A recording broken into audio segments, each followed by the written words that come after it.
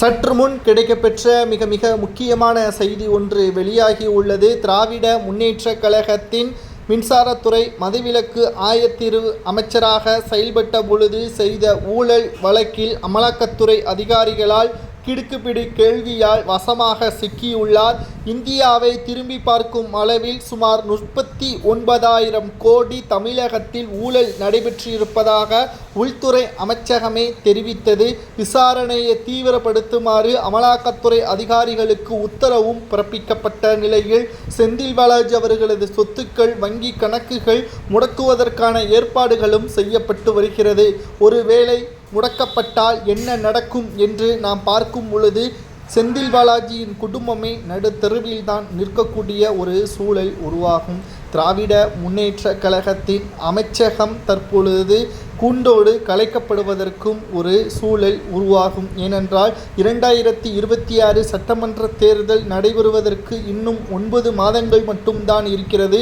இந்த 9 மாதத்தில் திமுக சொன்ன வாக்குறுதிகள் நிறைவேற்றாமல் கிடப்பில் கிடப்பதும், மறுபக்கம் மக்கள் திமுகவை கடுமையாக எதிர்த்து நிற்பதும், திமுகவின் அமைச்சர்கள் மீது வழக்குகள் அதிக அளவு விசாரணையை விரைவாக முடிக்க வேண்டும் என்று உள்துறை அமைச்சகம் அமலாக்கத்துறை அதிகாரிகளுக்கு நெருக்கடியை கொடுத்து வருவதால் இந்த 9 மாதத்தில் திமுகவில் பல்வேறு மாற்றங்கள் நடக்கப் போவது உறுதிதான் என்ற தகவலை நம்மால் ஆணித்தரமாக கூற முடியும். இந்தியாவில் யாருக்கும் வழங்காத இறுதி தீர்ப்பாக செந்தில் பாலாஜிக்கு அமையும். செந்தில் பாலாஜியை தொடர்புபடுத்தி செந்தில் பாலாஜிக்கு உறுதுணையாக இருந்த அரசு உயர் அதிகாரிகளும் நிதியமைச்சராக செயல்படக்கூடிய தங்கம் தென்னரசு அவர்களுக்கும் நிச்சயம் என்ன தண்டனை வழங்கலாம் என்பதை மறக்காம கமெண்ட் வாயிலாக கூறுங்கள்.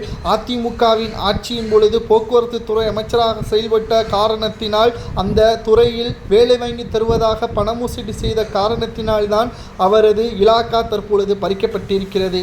அதிமுகவில் இருந்த பொழுது அயோக்கியராக திமுகவில் இணைந்த பொழுது நல்லவராகவும் ஸ்டாலின் அவர்களது பேச்சுக்கள் மக்களை மிகவும் குழப்பத்தில் ஆழ்த்தியுள்ளது என்றே கூறலாம். திராவிட முன்னேற்ற கழகத்தின் இறுதி அத்தியாயம் நெருங்கிவிட்டது. அண்ணாவால் உருவாக்கப்பட்ட மிகவும் மக்களுக்கு சேவை செய்யக்கூடிய கட்சியாக இருந்தது.